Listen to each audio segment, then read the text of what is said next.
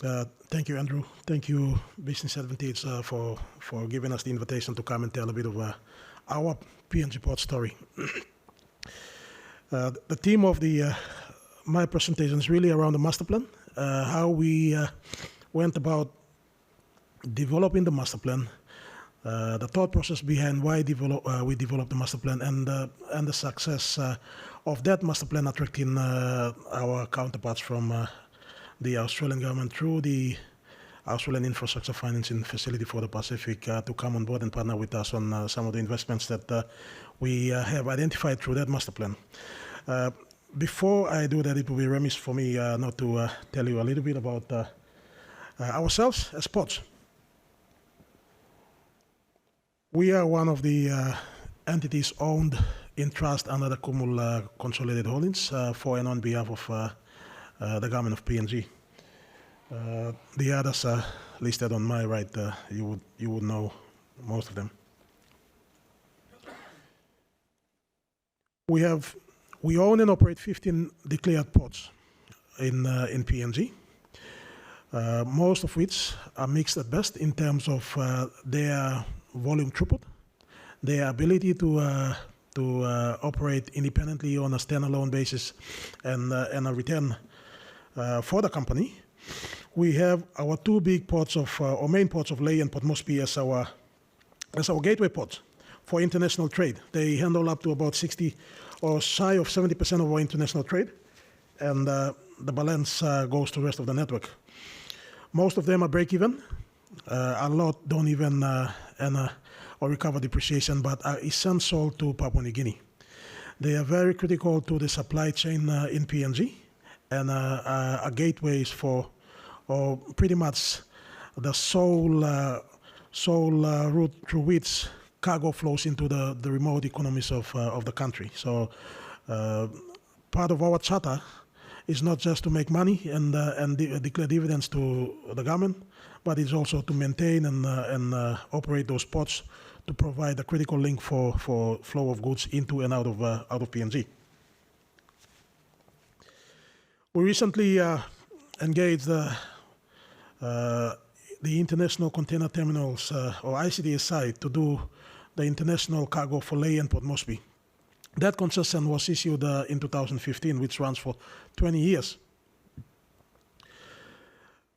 I'm happy to announce that since the introduction of ICDSI, productivity at our two big ports have actually increased. Key performance criteria for ports globally is to measure vessel waiting time and the movement of containers on and off the vessel at the port. Just some numbers out of 2018. Average waiting time in Lae used to be 37 hours, plus or minus, depending on what type of vessel it is, and vessels coming in into port in Lae. It's now 20 hours on average. So it's gone down from 37 hours on average to 20 hours. And concurrently, the movement of containers on and off the vessels in Lae has increased from 17 per hour in 2018 to 22 now. Same thing for Port Moresby in Modukea. The vessel waiting time used to be about 28 hours on average. It's now gone down to 16 hours on average. And container movements on and off the vessel has gone up from 14 in 2018 to about 22 container moves per hour. So that goes to show that productivity and efficiencies are being achieved at the key line. That now provides the capacity for port users, which are importers and exporters, to channel more cargo through the wharves for the same facility that we have.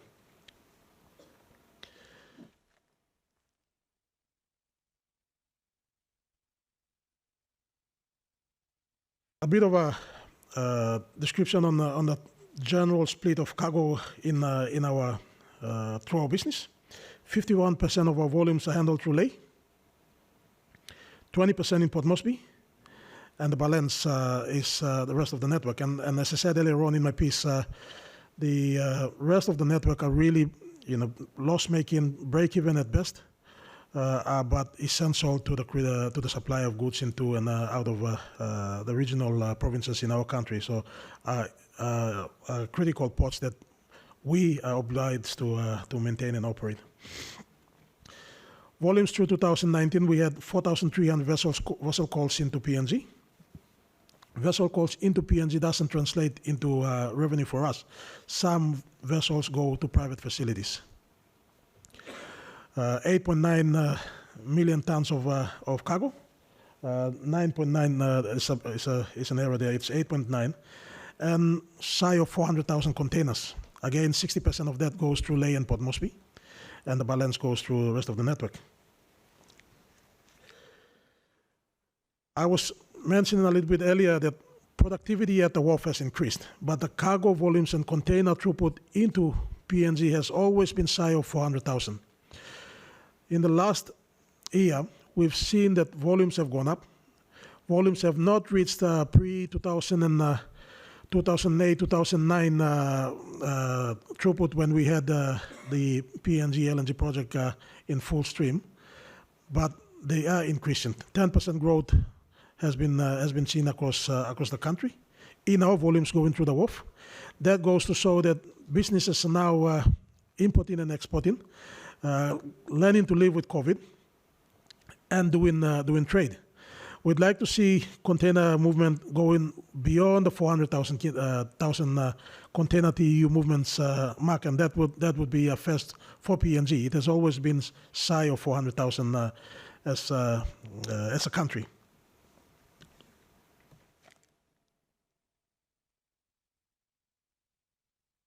Now, the 30-year master plan. In towards the back end of 2018, 2019, our board and management decided to undertake a process of understanding our infrastructure across the country, getting some technical assistance to do a conditional assessment of all our facilities in the 15 ports that we own and operate. What is the current state of affairs of the infrastructure on a standalone basis and collectively for the group? What are the prospects for growth in each of the provinces, whether it be agriculture-driven or mining-driven or a combination of both? And if there are growth prospects in each of the port, what does it mean for our facility? What do we need to do to prepare to facilitate growth for each of the region as well as the group as a whole? That master plan was done over a period of 18 months. During the course of doing the master plan for ourselves, we invited the DERIVED through the Transport Sector Support Program to also help us with peer reviewing the technical studies, helping us critiquing our findings on the conditional assessment of our assets, the business cases around, or the potential business cases around each of the port in terms of future growth. Are those assumptions valid? Do we have prospects for growth? If the port, say for instance, in Rabaul is growing to grow because of fishing, what does it mean for our port facility? For Lae, we have significant growth in palm oil going up to Makam. What does it mean for our facility? We also looking at Connect PNG, the road works that are happening, coming down the Gulf. Where is a suitable port that needs to be built? We want a fit-for-purpose wharf that doesn't compete with Lae and Port Moresby, but complement Lae and Port Moresby, investments in Lae and Port Moresby. So those were the thought processes that went into developing the master plan for ourselves. That master plan was completed at the back end of 2019, early 2020.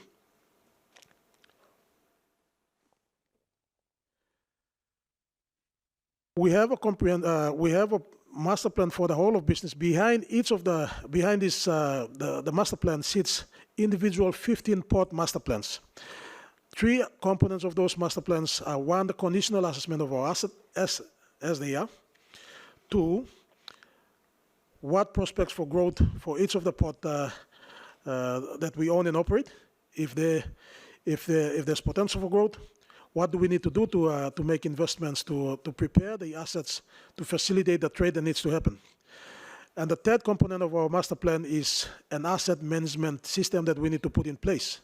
So there is a systematic process of doing regular routine maintenance of our assets over the course of the life of the asset itself. One of the experiences that we have found out for ourselves is that assets have been left to wilt away without no proper upkeep and maintenance. And when the assets are almost on the verge of collapse, you are faced with significant investment requirement that the company cannot afford through its own internal resources.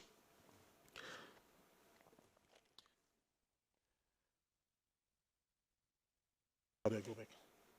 How do I go back?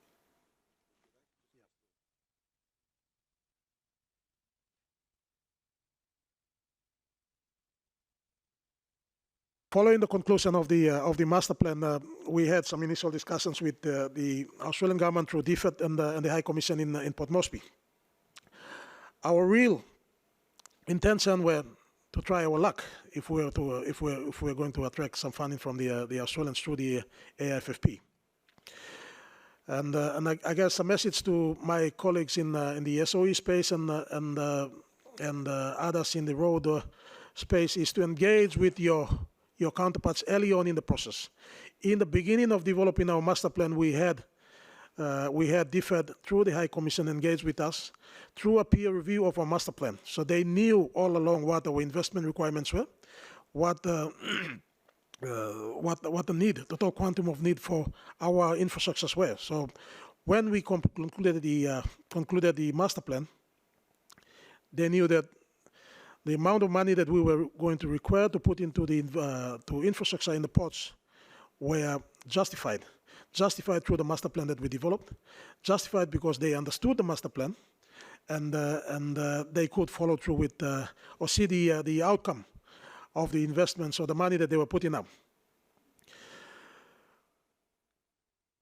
$435 million, of which $70 million is grant for the investments we were going to make. 365 at about 1.5% plus LIBOR. So very attractive term, 5-year grace period, 20 years repayment term. Our first investment will be in Kimbe, and Kimbe will be a rehabilitation of our current facility. We have budgeted 30 million, but supply chain challenges as well as cost escalation over time will see that money to be a little bit higher than what we've initially anticipated. We're looking at rehabilitating caviaring as well, a new facility for caviaring.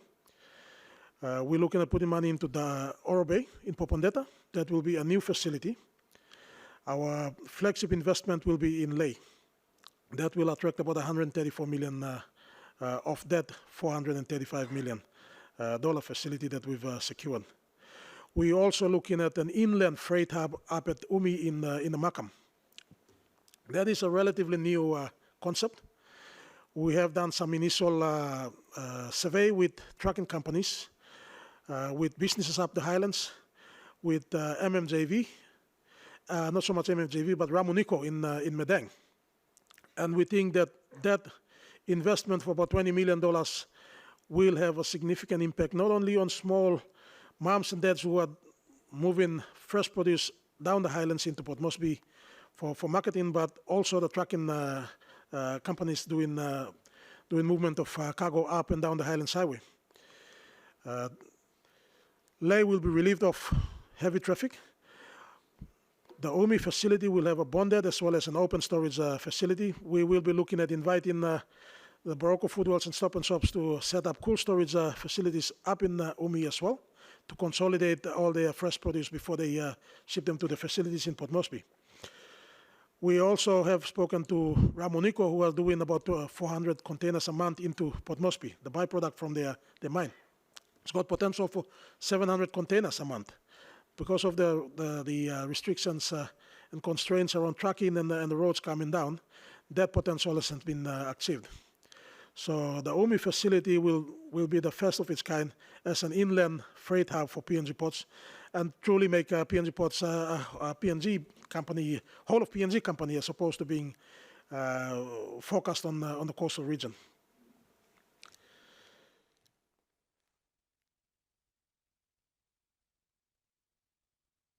We have also invested recently in our pilot boats for the business. Those pilot boats are built out of Australia by Norman Wright and Sons. And the pilot boat specifications have been agreed and signed off by our main blue chip customer, ExxonMobil, for the LNG project in Port Moresby.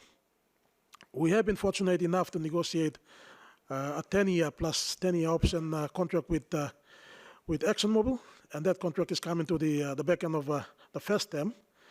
And a lot of lessons have been learned by ourselves as an SOE, trying to partner with a blue chip company that is largely focused on safety and excellence in service. And that first 10 years of our contract with ExxonMobil has taught us a lot of lessons in terms of reliability, safety in serving a customer of that caliber. We have been fortunate to get the agreement of the Australians through the DFED that the pilot boats will be grant funded at $2.4 million a boat. We have delivered 2 into PNG. One's already been is currently doing sea trials and will be delivered to PNG hopefully in the next month or so. The 4th one will be delivered to us at the end of the year, and the balance of 3 to be delivered over the course of the next 18 months. We've also benefited from an investment of $10 million in security and safety upgrade for our ports over the last 12 months. That is really to build a fencing around our ports, 3-meter high palisade fencing and solar security light for all our ports. We've installed 60 CCTV cameras for Port Moresby and Lae. Those cameras are connected back into our head office in Port Moresby, where myself and my chief operating officer have got real-time visibility into the 2 big ports of Lae and Port Moresby. So security improvements has been a key part of our efforts as well.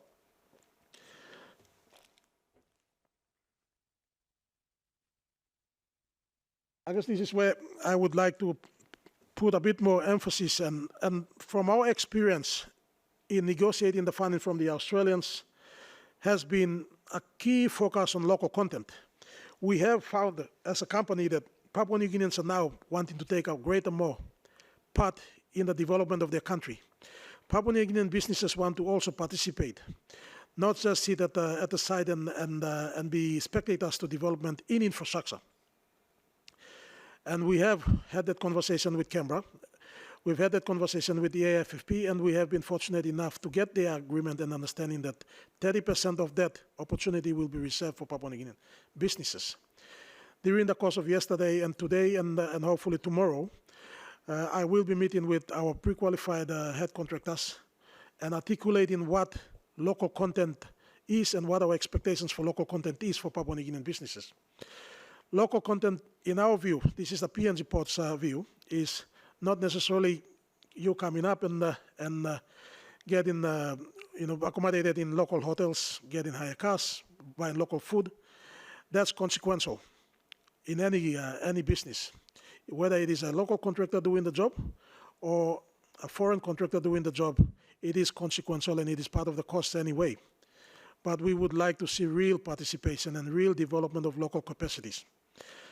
In our space, in the marine construction space, we have, it is a very specialized area.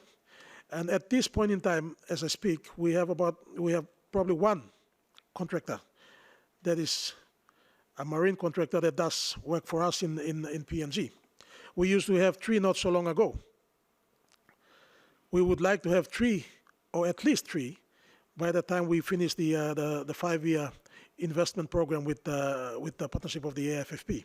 If we can develop 3 local contractors, that will be there for the long term to partner with us on repairs and maintenance of our assets, then we would have done well as a partnership, both from a recipient perspective and from the donor perspective, from the Australian government side. So, message to others who are interested in doing business in PNG, I think, and I speak from a PNG Ports perspective, Papua New Guinean businesses want to have real skin in the game, whether it's in the road space, whether it's in electricity or water and sanitation, or our space in the marine space. It's high time now that Papua New Guinea businesses are given opportunity to participate, and you also help develop the skill set for long term. The experience in the past has been that infrastructure is built, the contractor goes away, the recipient is left with an elephant that we can't maintain and keep up. So in a span of about 5 to 10 years, the asset deteriorates, but we don't have the local skill set and the capacity to help us maintain those assets. That is the trend that we want to change in PNG ports, and that is the message that part of my visit to this conference is to send to our colleagues that are interested in doing business in PNG from Australia, that we now need to partner with the local companies up there and help them develop skill sets and capacities for the long term. It is a feel-good story that you will take away. It is a feel-good story that we, as recipients, will also tell. And I believe the Australian government, our partners in the AFFP and DFED, will also be happy that the process of them funding infrastructure doesn't leave us with just the asset that we receive, but also capacity for long-term partnership going forward.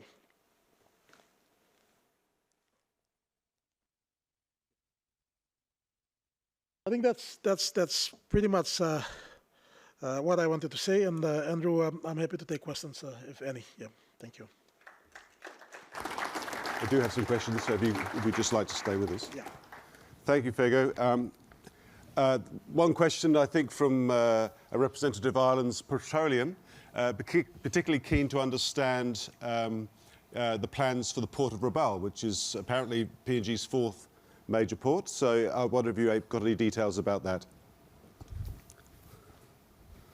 Thank you. Rabaul was one of the ports that we wanted to put the money from the AFFP in.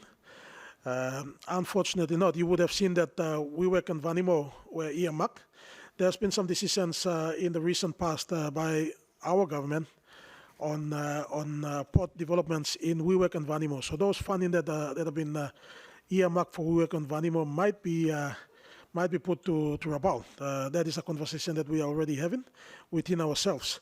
The reason why we haven't really put money for Rabaul was that we had another colleague donor agency that wanted to look at Rabaul across the board, across different sectors, both water, power, sanitation, and ports. So we had to leave Rabaul, but if we were to put that money back into Rabaul, we would most definitely look at reopening the second bed that's been closed for some time due to siltation up from the volcano going down. Yeah. Relocation of Rabaul port itself is really a matter that has to be taken in consultation with the leadership of Rabaul, East New Britain itself. It is not an isolated decision that ports will make. We understand that if Rabaul port moves, Rabaul town is going to shut down. That's a major decision itself. So it is a conversation that we will have to do in consultation with the leadership of East New Britain.